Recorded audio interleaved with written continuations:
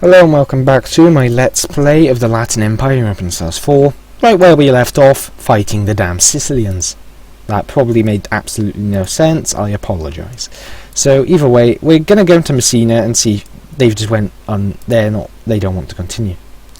It's real close as well. So I'm going to only put one army over there. They don't seem to be wanting to attack it, even now. That's the end of the war, guys.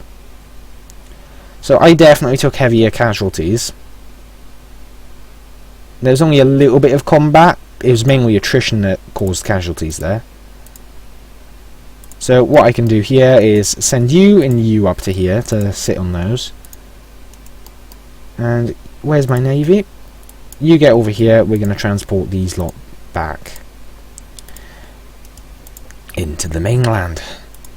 So either way, once I've called all of this, which is perfectly alright, I can then do any techs I can, so military, which is infantry shock, and we're good to go.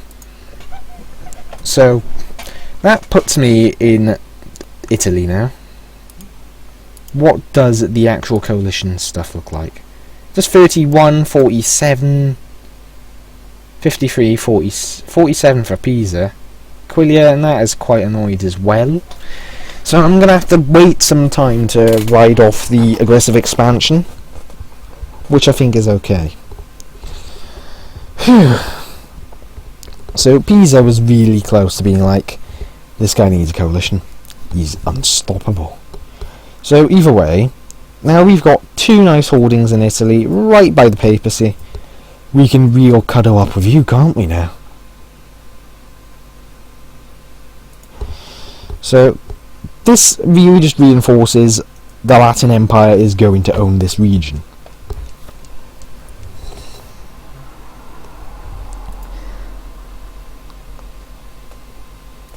And to boost to that, we could try now to take more of Rome and such, and possibly even take Egypt back and say we are the true successors of the Byzantines, since the Byzantines did, guess what, originally own all of this.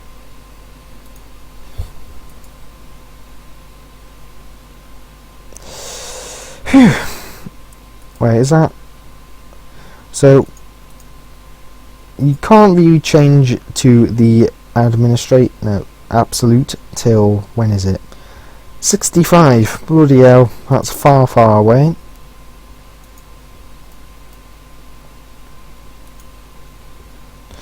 So the Greek culture has spread a little, just a little, but it is spreading. So you know, I think we're quite happy with ourselves here, aren't we?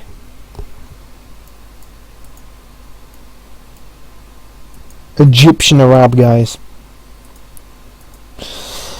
Anyway, the risks of trade compensate. I think I'll do that because I've got stupendous amounts of money. Production efficiency up. Late feudalism.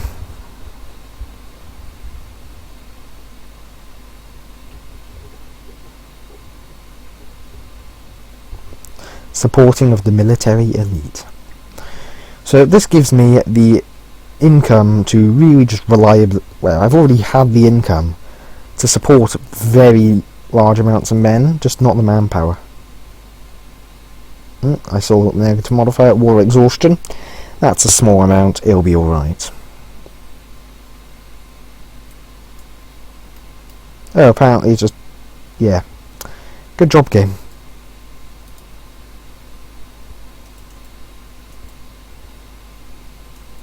So with small holdings in Italy now, we're nice well off. Corfu, which is now finally held. It's Greek, it's ours. Now what I could say in a royal play perspective is we're going to restore the Byzantine Empire, but we're taking all this extra land, hence the southern Italian land, as we needed the wealth to take the eastern land back from the Arabs, and say that is the purpose. Yet again.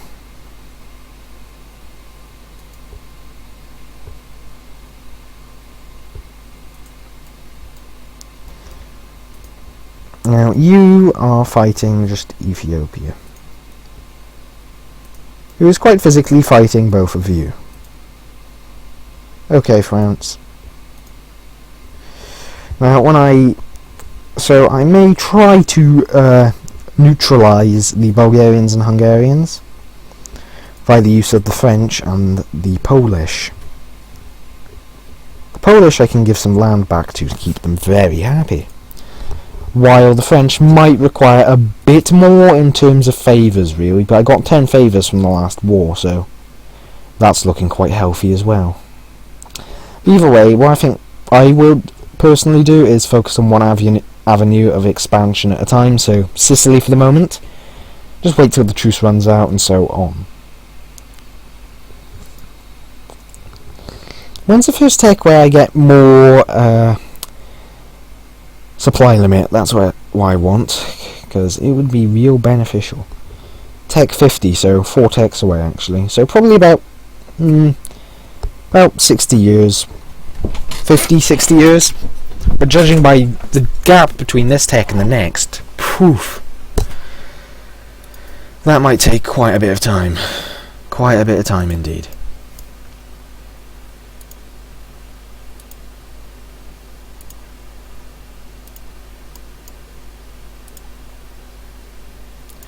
So now we are just below 700, so we're only 110 from Jin in terms of great power level, which is, in my opinion, brilliant. So what else is there to look at over here? Jin is ruining Mongolia yet again. Jin just wants to eat everything and become the true China. Ning, on the other hand, not really true China, but still strong. Also, India hasn't united. I would have expected that to happen by now, but it seems like it's locked in an internal stalemate. The Gohurids have taken a lot of India as well. Who's this? Permian separatists. Perm may get a boost up here. So, Sweden is looking quite healthy, I'll be honest. But it could definitely do being a bit stronger, couldn't it?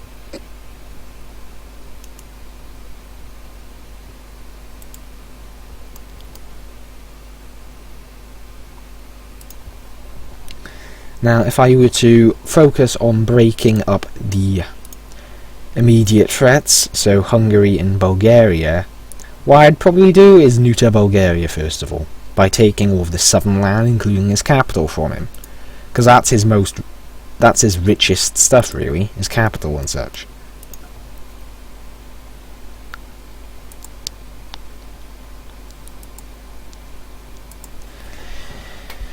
Phew.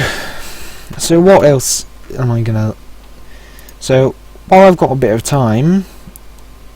How much is my force limit at the moment? Should I build all of my force limit considering my pretty much absurd income? I could add a troop onto each army, if I wanted. But I don't think it's really going to bring anything new to the table. Once this is all cored, I'm going to definitely make that into a state. This is already a full core. And all the culture conversion over here for the moment is stopped. So the next things I'm going to culture convert... I'll convert Icel right now.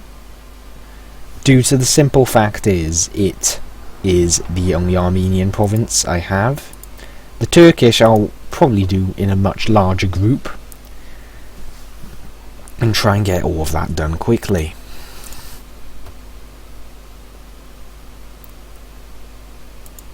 Ooh, provincial unrest, is it?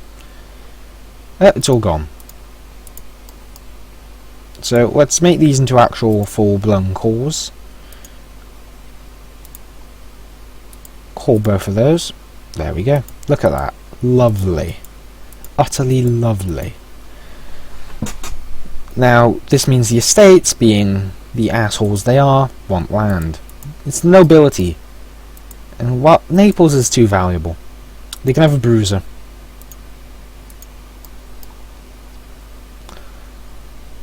So, let's see. Down here. So there's these two provinces next. So Salerno and Foggia. Now Foggia, they've built a fort there in response to losing the one in Naples. How cute. It's not going to live very long, I can ensure that. The thing is, now I have a staging area, so technically all future wars are going to be much easier for me to perform against them. Because, well, first of all, I don't have the land, and second of all, they've lost a lot of development. Like, it should push them down from their position. So 7 and 25, so they technically lost 3 force limit of both types, which is quite considerable, I guess, in a sense.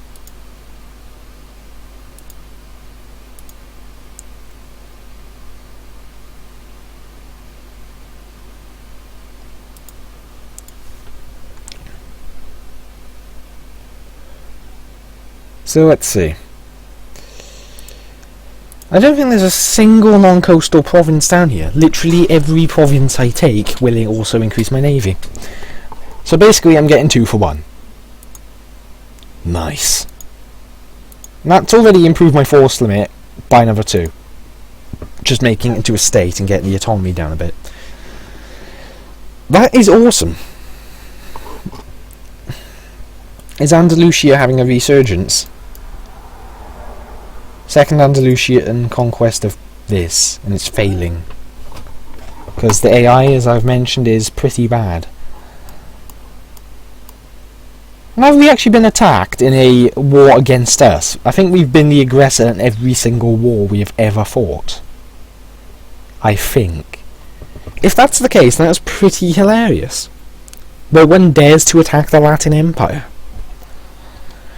which will eventually be the Roman Empire. Though I probably will actually not form Rome, for the simple fact is... Well, that took you a while, didn't it? But I probably will not form Rome, for the fact is, it is called Rome instead of the Roman Empire, and I'll be honest, that really bothers me. It shouldn't, but it does. Same thing happens with the Ottomans to an extent, but I can actually accept calling them just the Ottomans, because they're not necessarily going to be a massive empire, but, you know, the Roman Empire sort of is guaranteed to. Now, in relation to like names like the Roman Empire, the Kingdom of Hungary, so on, or the Hungarian... I would say the Kingdom of Hungary sounds better than the Hungarian Kingdom. So, what I'd say is, like, depending to an extent on, say, culture, maybe, or it'd just be a plain setting, depending on government rank and type. So you could have the Republic of Hungary or the Kingdom of Hungary. If they say upgraded their rank to Empire for the Kingdom, it'd be Empire of Hungary or the Hungarian Empire. Like, I can't think it would be that difficult. It just takes the prefix of the nation and either puts in Empire of or the... not prefix. Is it? I can't remember. It would be the... I can't remember. Is it adjective? Yeah, adjective, I believe. Adjective of the name of the nation, and put that in, so you have Hungarian Empire, for example, with them. And say you could have it with the... you could have it with, say, any nation, I think, really, like... with Andalusia, it'd be the Andalusian Empire, or... you say, if it was for Muslims, you could easily have it changed to, say, the Andalusian Caliphate, and so on. Like, I feel it would be a really nice feature, something like that. Just having a little bit of an advantage in terms of just, like, naming things, or having things be named. Like here, this would be called the Kingdom of France, or the French Kingdom. Personally, for kingdoms, I think it'd be better to have Kingdom of, and Republic of, Duchy of, but when it becomes Empire, it would take the adjective form and be like the French Empire or French Empire, since personally, in my opinion, that sounds a lot better than the Empire of France. But the Kingdom of France, it sounds better than the French Kingdom. Just a weird thing that I don't really understand why I think like this, or think in that fashion, on what sounds better and what doesn't. It's a weird little thing of mine. And I don't really mind it, because I definitely wouldn't mind seeing, like, the French Empire appear and stuff like that. Like, imagine it, like, the Commonwealth. I'm not really sure what you call the Commonwealth, since that was a sort of unique case. Like, it was the Commonwealth of Poland and Lithuania. So you can't really call it the Empire of Commonwealth. You can't call it the Commonwealth Empire. Well, I suppose you can, but... eh. Like, there would be definite exceptions, I imagine. Like, with the Chinese, because their culture, you could easily just refer to them as the Ming Dynasty. Didn't I set you originally?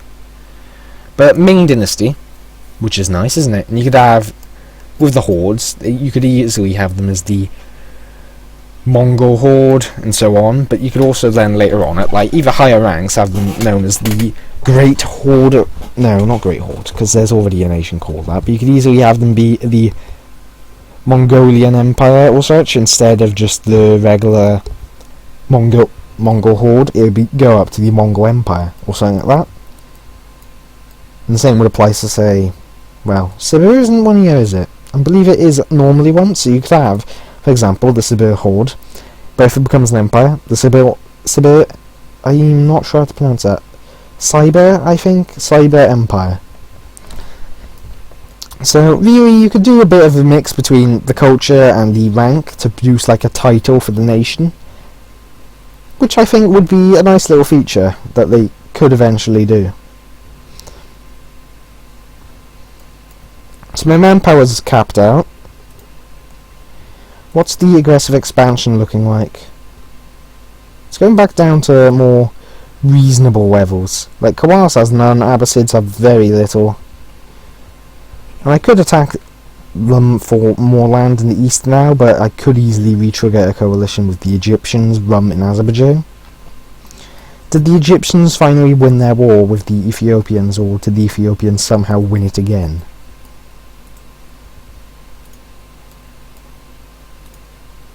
How? How have you managed this? I don't get it. What the hell is Ethiopia doing to manage this?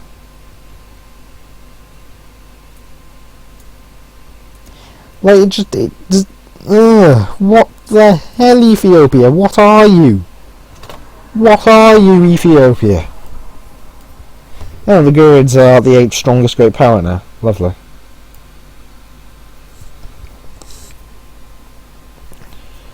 So we're the 2nd technical strongest.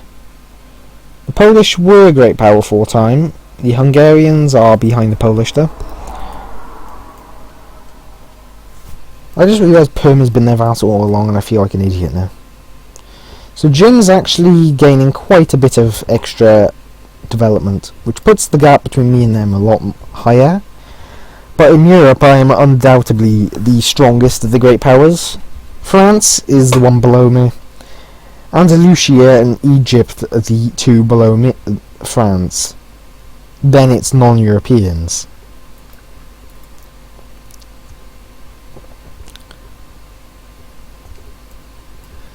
Now, I could easily build up another army, and I think I could actually afford it as well. I mean, the regular maintenance cost is very little. So I'm going to give it a fancy name, Imperial Army, and I just scrolled all the way to the top of the map because I took my hand off the mouse. Crap. So I'm going to call it the Imperial Army. Shit, what did I just click? I just took a picture. Lovely. I accidentally took a picture, I'm not sure if you got the noise or not, but, you know, accidents. So this is going to be an Imperial Army.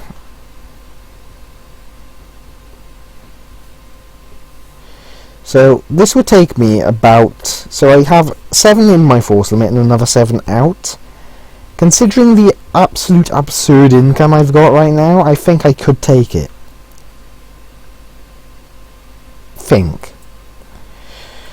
So, is there anything I have that could increase that?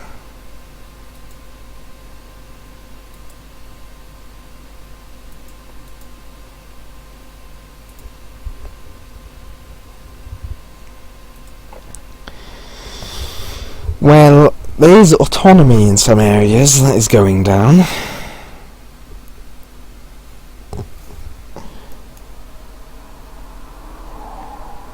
I'm going to leave it for now. So either way, we're quite healthy.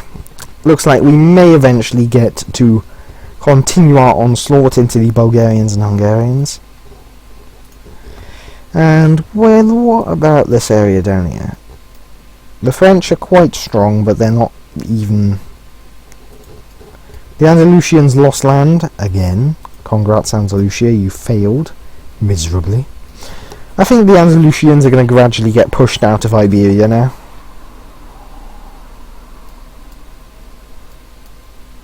So, there's no surprise in that. They were taking land for a bit and then it just started going back. So it's actually somewhat nice, because normally when someone snowballs, they snowball and they keep going.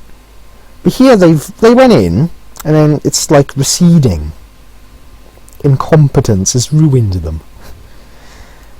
The Hungarians haven't had a major expansion for at least 50 to 40 years now, I think. So they're not doing too well, and Bulgaria can't really go anywhere either.